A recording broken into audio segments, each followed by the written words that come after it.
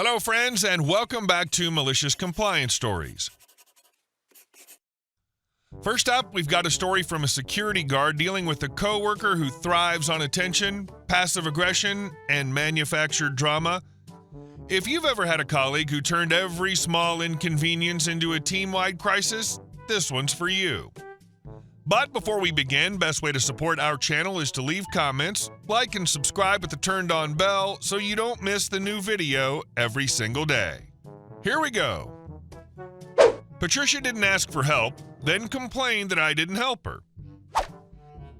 Let me tell you about a woman I work with. We'll call her Patricia, because Karen just doesn't seem to quite capture the drama club energy this woman radiates. I work third shift as a security guard at a site with 2 buildings, both owned by a luxury goods storage and shipping company. Think designer purses and sunglasses so overpriced they might as well come with their own panic room.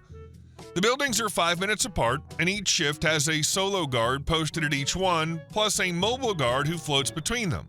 That's me. The mobile guard covers breaks, handles emergencies, checks alarms, clears out the truckers who think they can nap in the lot. Oh, and we do all this using our own cars. No mileage reimbursement, no gas stipend, not even a, hey, thanks. So yeah, when I'm on mobile duty, I plan my routes carefully. Now for some context. One building's basically a crypt during third shift, empty. Not a soul walks in until after our shift ends. The other one, constant churn. Workers clocking out halfway through, new ones clocking in at the end. If anything's going to go sideways, it'll be there. But unless someone calls, I still need to split my time fairly. So that night I did exactly that. Spent the first half at the quiet building, letting the posted guard get their rounds and duties done without leaving the place unmonitored. Then I planned to spend the second half at the busier site to cover the transition. Guess who was posted there?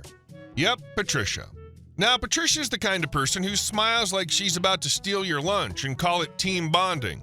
Always hugging people who clearly don't want to be hugged, always the center of attention until she's not, then she plays the wounded dove.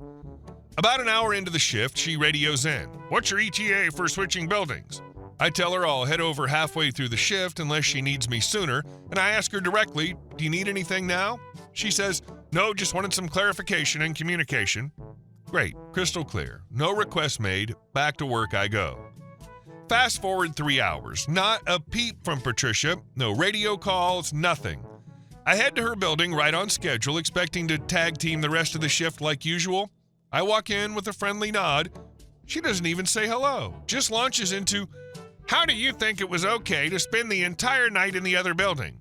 I had to get someone to cover me just so I could go to the bathroom and get ice. Ma'am, you had a radio. You know, the thing we use to ask for help? And again, I asked, you said you didn't need anything. That's not miscommunication, that's selective memory. I calmly reminded her of all this, explained the logic, figured it'd be fine. It wasn't.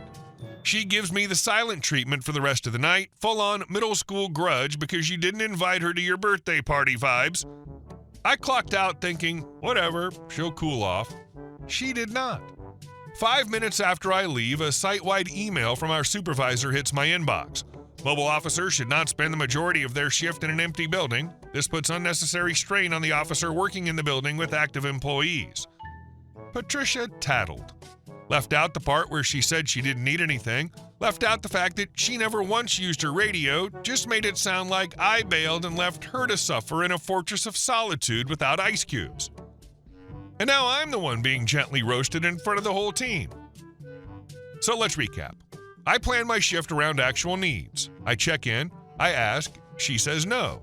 She doesn't call for help. Then she complains because help didn't magically appear. And I get scolded over a damn cup of ice. She could have just said, hey, next time can you stay here longer? And I would have said, sure, end of story. But no. Patricia needed to be the victim, needed the moral high ground, needed her 5 minutes of back patting from management for speaking up. Meanwhile, I'm the one burning gas in my own car to do a job she refuses to help with unless it makes her look good.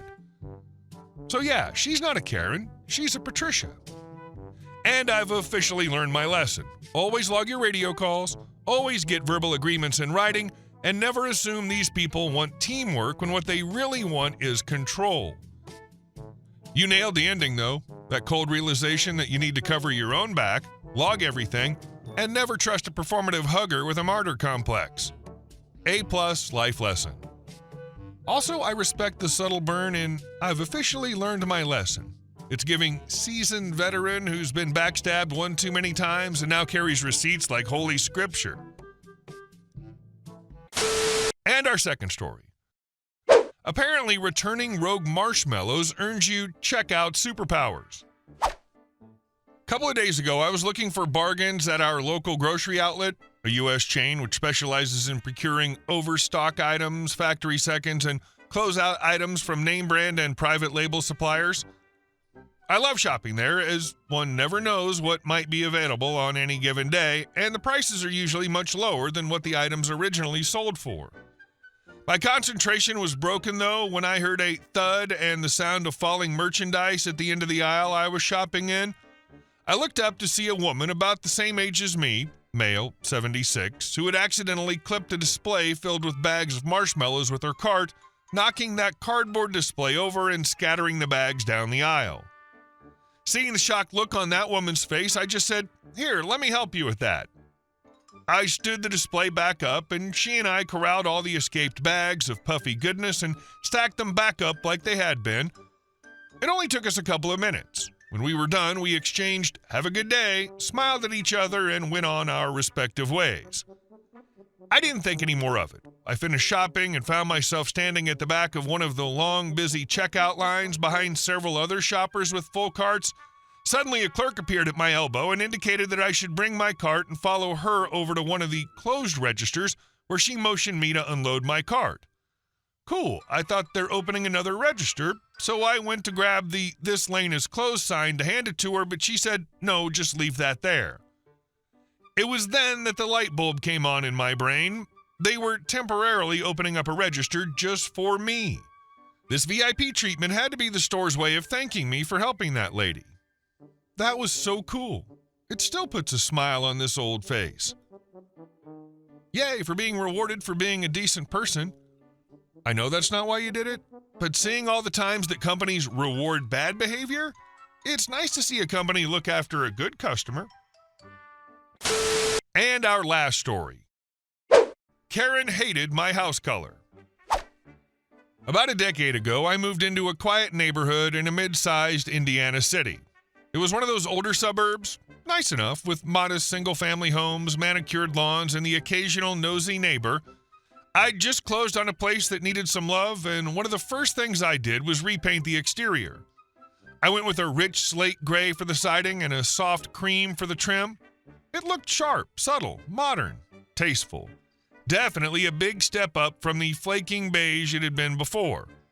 I figured I'd get a few nods of approval, maybe a neighbor or two might stop by and say something pleasant. What I got instead was Karen. Karen, whose real name I never learned because she introduced herself with a rant, marched across the street the day after the painters packed up. She didn't knock, just stood on my front lawn, hands on hip, sunglasses like a visor of rage shielding her eyes. "That color," she barked, "is an absolute eyesore." I blinked. "Sorry, what?" "The house, that paint, it ruins the whole street. You have to change it." I stared at her for a second, genuinely wondering if I was in some kind of weird neighborhood candid camera situation. But no, she was dead serious. "I'm not changing it," I said calmly. "I like it. It's neutral. It's clean." "It's not your house." She huffed like she'd been personally slapped. "Well, don't say I didn't warn you. I have deep pockets. If you don't fix this, I'll get a lawyer involved." I actually laughed. "You do that. Have a great day." Over the next week, I decided to gut check myself. Maybe I'd been too bold, so I went around and asked a few of the other neighbors just to make sure I wasn't totally off the rails.